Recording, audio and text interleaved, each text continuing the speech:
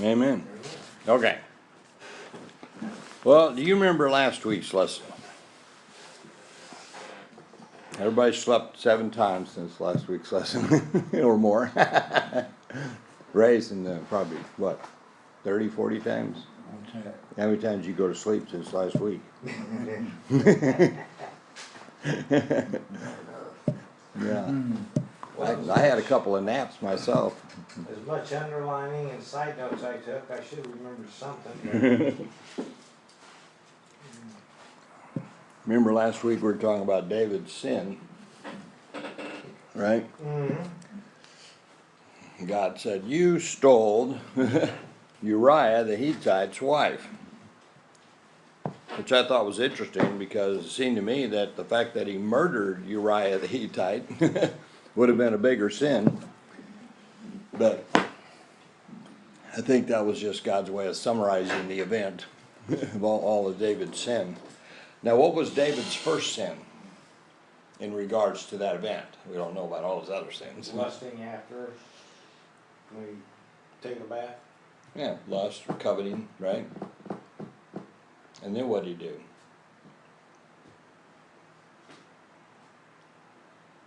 What was his next thing? Oh, he had an affair with her. Yeah. Remember, he stayed back instead of going with the army.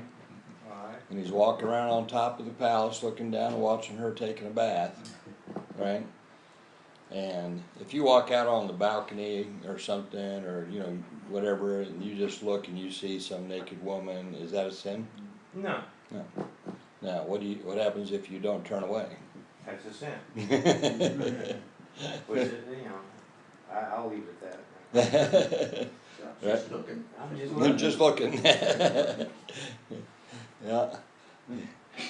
If it wasn't for the lusting part of the looking, right, it wouldn't be so bad. But it's hard for a man to see a naked woman without, unless I guess she's really not your type. But so he compounds it. Then he sends for her, right? You know, and we don't know what her situation was, and you know, like I said, we talked about last week, but nonetheless, she goes to the palace, and he sleeps with her at least once, maybe multiple times. She gets pregnant, so he sends for Uriah to come back from the war, right? So this is taking a little bit of time, isn't it? Mm-hmm. And Uriah wouldn't sleep with her. He slept on the steps and whatnot, you know, 'cause demonstrated more character than David was. So finally David sends back instructions to send him up to the wall and get him killed. And he and a bunch of other guys get killed because of that, right? And then David takes her into his house after her mourning period, right? And thinks things are kind of behind him. Now, when we read Psalms 51, we know that inside, David is suffering. His relationship with God is in trouble, right? Mm-hmm. He can't pray or worship or communicate with God like he had in the past because sin separates you from God, right? And we know that gets rectified, but it's not rectified until God intervenes again, right? Nathan comes to him and he says, tells him the story about the rich man taking the poor man's lamb, and David gets all angry as all get out at that rich man, not realizing that he was talking about him until Nathan says, you, David, you're that man. Then David repents. He'd probably been wanting to repent for a long time, right? But he called him on it. But like he thought it was all behind him, you know, nobody knew what had gone on, except all the servants that had went and got Bathsheba and brought her into the house, and you know, da-da-da-da-da, right? But nonetheless, right, and the Lord said, all right, you are not going to die, but, you know, what's the punishment for murder? Death, Yeah. right? Yeah. The Lord says, you're not going to die, but the sword will not leave your family, right? So I think a lot of David's actions in the future, where we don't see him doing things you would expect, is because he's simply blamed himself, not what his kids did, right? The sin, the consequences of sin are frequently carried out, whether God is forgiving. Jesus died on the cross 2,000 years ago for all our sins, right? Mm-hmm. He knew what we were going to do back then. He died for us anyway. But there are still consequences. One of my prayers is, Lord, whatever I do, whenever I'm screwing up, you can do whatever you feel like you need to do to me, but please protect my family. Don't make them pay for my sin, And when you're reading this story, I went right back to that again, right? Because his family suffered big time because of David's sin. Okay?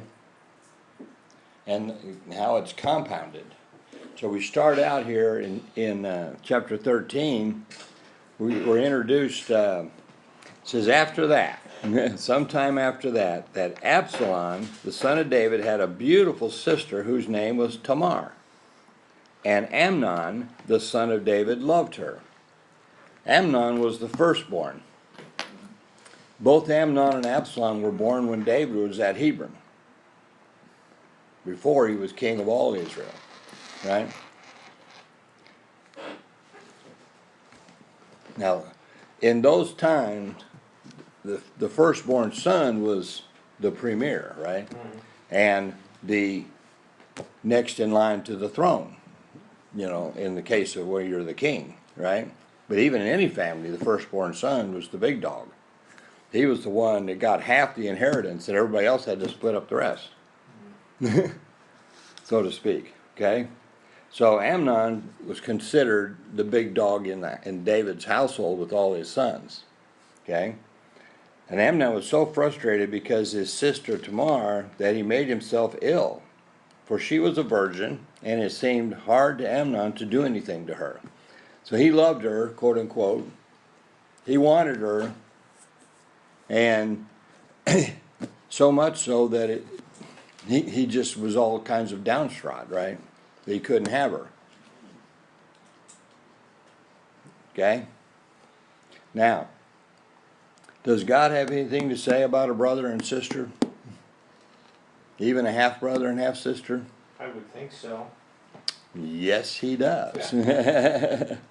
In Leviticus, we read, about that subject where God said, "You shall not uncover your sister's nakedness," Even the daughter of your your father or your mother pointing out that it's your half-sister, right? You shall not uncover her nakedness. It's an abomination, right? So he knew he couldn't do anything, but he really wanted her. He thought he was, quote, in love with her. So we get introduced to this guy, a shrewd guy, it says, Jonadab, the son of Shemiah, right? Shemiah was one of David's brothers. Obviously an older brother, okay? Because David was the youngest of all the brothers, right? He says he was very shrewd, and so he lays out a game plan. Go lay down in your bed and tell everybody you're literally sick. And when David comes to see you, ask him to have your sister come and make you food and feed you, right? Which King David did in verse 7. And David sent to the house of Tamar, saying, "Go now to your brother Amnon's house and prepare food for him." And she knew that he'd been kind of after her, right? But she was a sister. But he decides to follow the plan of this guy, Jonadab, right? And he gets her into his bedroom. He tells her, she feeds him and whatnot, and he says, "Come lie with me, my sister," in verse 11. And she said, "No, my brother, do not violate me, for such a thing is not done in Israel." It's against the law, right? Right? Do not do this disgraceful thing. It says, "As for me, where should I get rid of my reproach? And as for you, you will be like one of the fools in Israel. This is not good for either one of us, right? Now, therefore, please speak to the king, right? For he will not withhold me from you. In other words, ask the king if I can be your wife.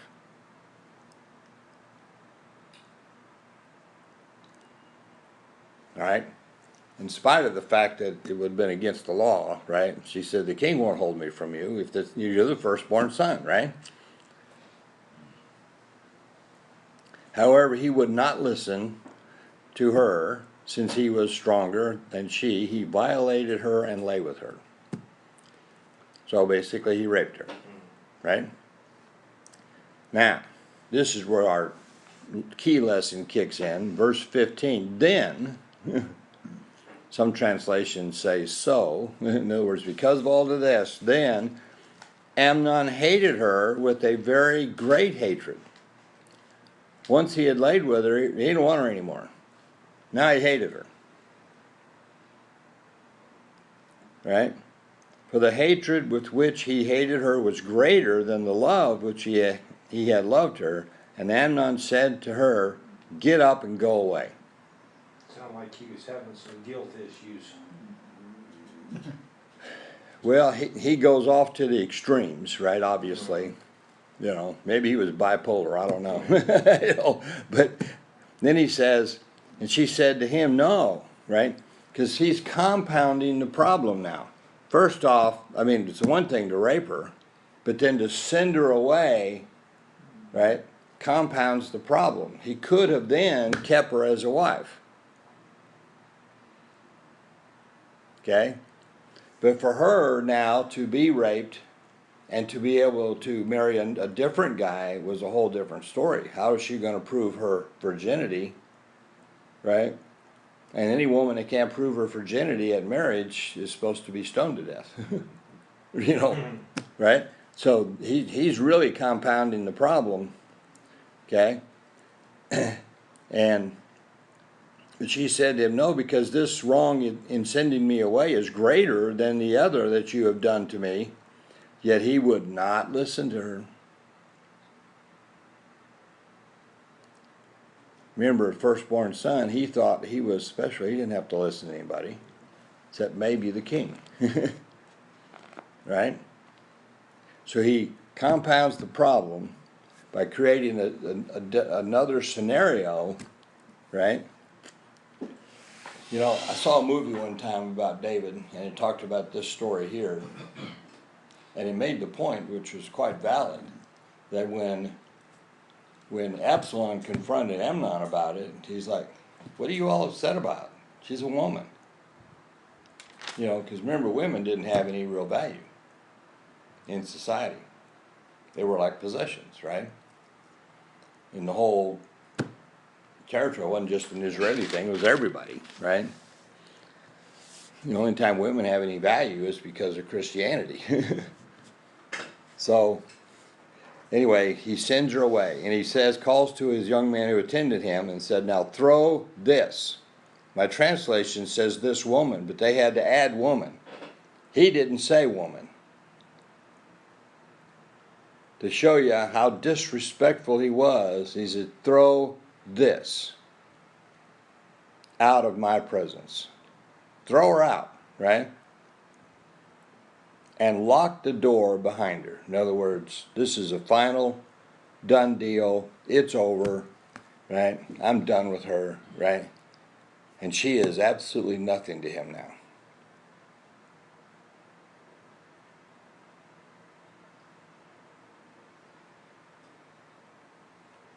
He's not showing much character there, is he? And you remember what David did?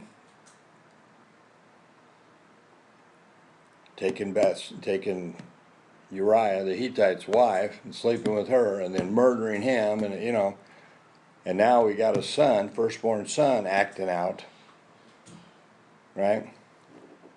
Now after this, we don't know how long this has been, but probably in the tune of years, 3 years, 10 years, we don't know. But nonetheless, how has David been treating his firstborn son? You know, what kind of discipline has he been giving him? Doesn't sound like much. Doesn't sound like he'd been given a lot, does it? Mm. But nonetheless, now she had on a long-sleeved garment, for in this manner the virgin daughters of the king dressed themselves in robes. Then his attendant took her out and locked the door behind her. Now, this is identification of the king's daughters, right? If somebody was to take the king, even the king's daughter, even though she's a woman, and rape her, how do you think the father, any father, is going to feel? Just a little on the myth side. And if you're the king, what are the odds you're going to survive till evening?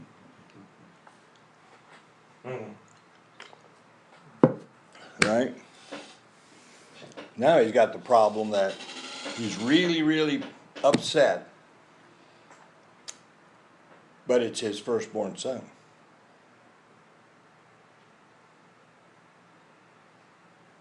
And do you think David's thinking back to what God told him? What's going to happen in his household? See, I think he didn't get all over Amnon for this because he blamed himself. Not Amnon, right? So Tamar put on ashes, right? So ashes on her head, and tore her long-sleeved garment, which was on her, and she put her hand on her head and went away, crying aloud as she went. She went away in disgrace, right? Not knowing any idea, well, now what's going to happen to me. My life is basically over. You know, I cannot become another man's wife. I can't, you know, which means I'm not going to be able to have children. I'm going to, you know, all the things that were important to women, gone in her mind, right? Okay. Then Absalom, her brother, said to her, "Has Amnon, your brother, been with you?" In other words, did he do this to you? Did he sleep with you, right?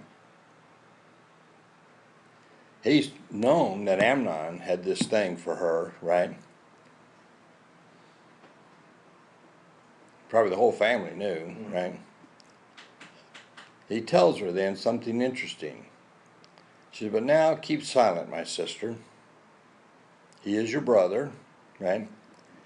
Now it says, "Do not take this matter to heart." I don't think he's trying to downplay it. I think he's already scheming. Right? Now he's the third son. He's not even the second one. So wiping out Amnon doesn't really put him in the first position. Right? But I think he's laying out a game plan as of right now. He's telling her, "I'll take care of this." Right? And Tamar remained and was desolate, right? Disgraced in her brother Absalom's home. So he took care of her from then on. Okay? Now when King David heard of all these matters, he was very angry, as you would imagine. But Absalom did not speak to Amnon, neither good or bad, for Absalom hated Amnon because he had violated his sister Tamar. Right? Now, we don't have any record that David did anything to Amnon. So he thought he'd gotten away with this, no problem. After all, I'm going to be the next king, right? But 2 years go by, and Absalom lays out a plan where he invites David and the sons to come up to Baal Hazor near Ephraim, 15 miles north of Jerusalem. Okay?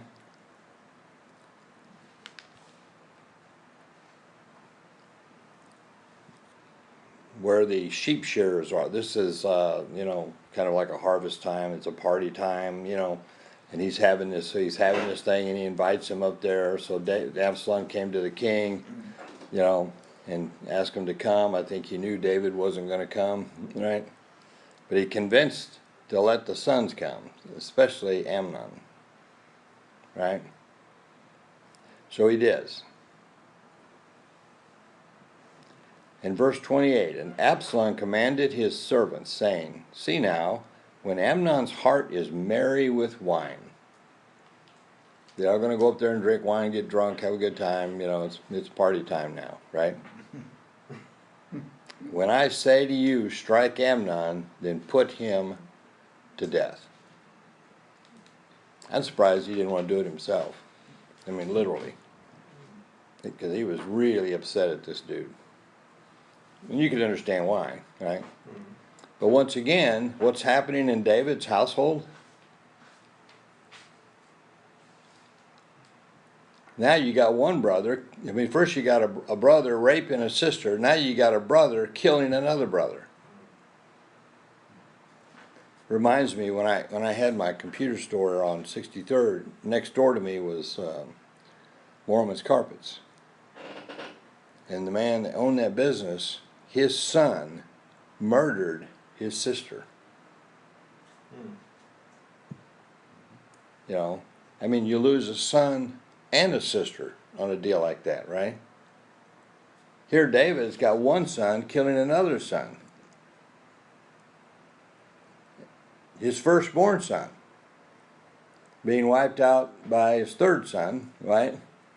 And then basically he's losing two sons over the deal. And of course, the loss of any child to a parent is catastrophic. When one kills another, it's just... And again, remember David's predicament. He brought this on. Can you imagine how he felt?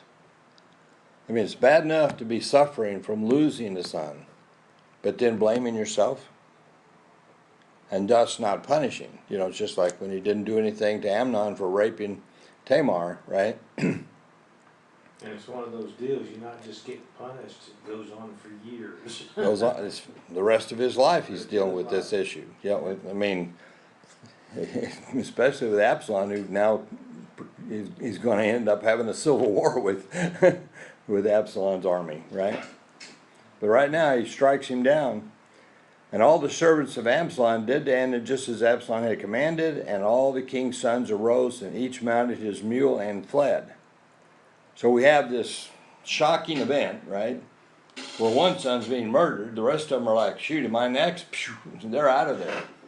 Well, apparently a messenger gets out of there immediately and heads straight to Jerusalem, 15 miles away, right? And he may have been running. We don't know. Right? So the sons took off, as the servants had done to Amnon, just as Absalom had commanded, and all the king's sons arose, each mounted the mule and fled. And when it was while they were on the way, that a report came to David. Somebody got there first, right? And said, all your sons have been killed. They just saw the one, but they assumed the rest of them were going to get it too, right?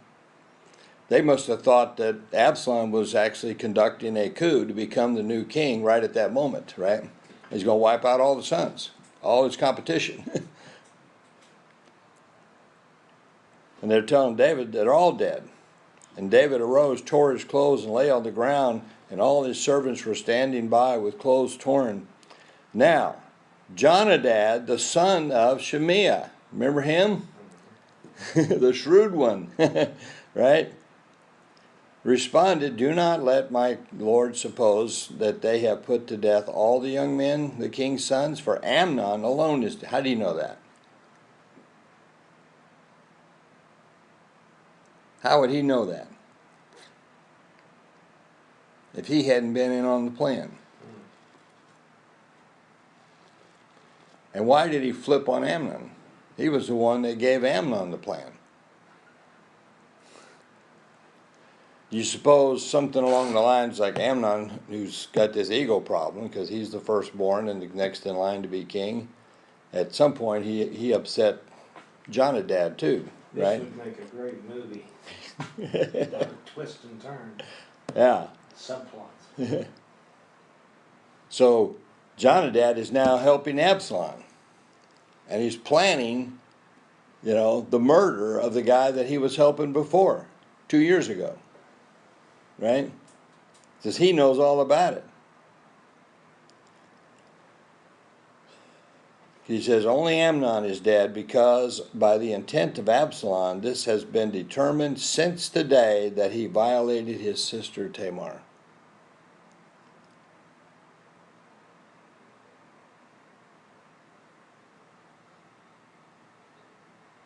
Okay? Mm-hmm. Now therefore, do not let my lord the king take the report to heart, namely, all the king's sons are dead, for only Amnon is dead. Now Absalom had fled. The young man who was the watchman raised his eyes and looked, and behold, many people were coming from the road from behind him by the side of the mountain. That is described to be the west. Okay? This town they went to, Baal Hazor, is to the north. So when they fled, they kind of made a circle to Jerusalem, where he went straight south and got there first and gave this report, Now, why do you suppose God wanted us to know that David heard a report that all his sons were dead? How do you think David felt at that moment? What kind of remorse did he have at that moment? Probably shocked and surprised. And pain, beyond description, right? Even though only one of the sons was dead, David gets to hear that there was all of them. Right? And Jonadab said to the king, behold, the king's sons have come, according to your servant's word, so it happened. So now he's trying to get closer to David. I'm looking out for you, king. Only Amnon's dead. It's okay. Only Amnon's dead. The rest of them are not, right? It came about as soon as he had finished speaking, that behold, the king's sons came and lifted their voices and wept, and also the king and all the servants wept bitterly. Because like I said, Amnon's dead, right? And Absalom is the murderer. So even though they're not all dead, it doesn't really take away the pain, does it? Now Absalom fled and went to Talmai, the son of Ammihud, the king of Geshur. Why do you think he went there?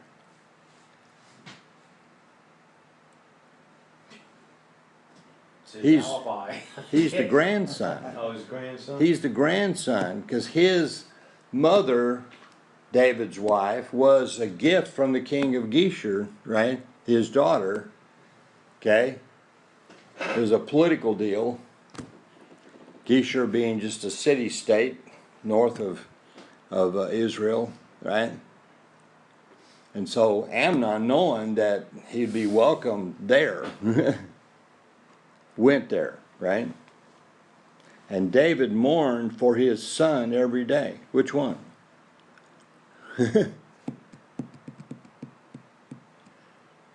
Probably at this stage, Amnon. Remember, the firstborn. So Absalom had fled and gone to Geshur and was there 3 years. And the heart of King David longed to go out to Absalom, for he was comforted concerning Amnon, since he was dead. So he kind of got over Amnon being dead. But now he's missing Absalom, right? Who's been gone now 3 years.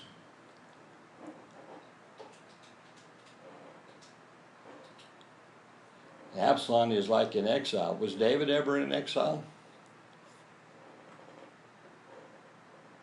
He's running from King Saul, remember?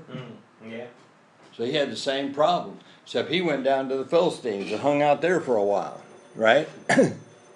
They even tried to get him to go to battle against Israel with them. So we have a little bit of similarity in this sense, that Absalom is in exile like David had been, except David's not chasing him down.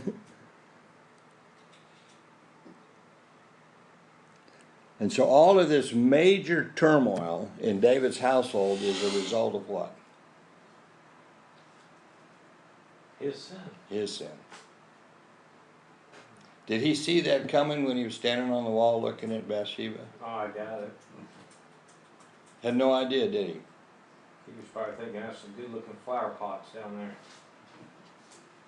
You might have called it that.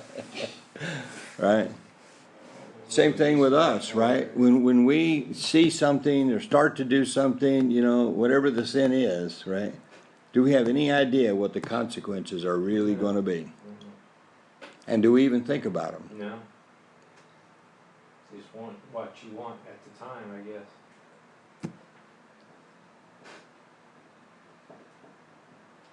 Yep. That's the nature of sin. You get this short-term, temporary gratification for long-term suffering. What a trade.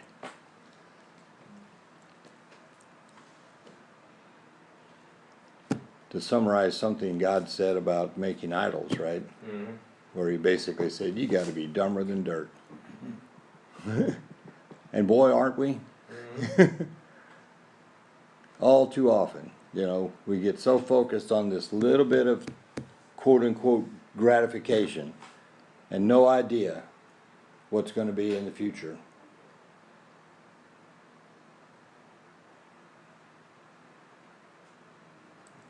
Anyway. And the thing of it is, even if you think about it and you realize what's going on, you start thinking, you spend the next few days or next few hours thinking about, okay, crap, what is this going to cause me in the future? Like, Yeah. Anyway, any other questions or comments on the consequences of David's sin in his own household? All right. Well, Heavenly Father, again, we thank you so much for bringing us to your house.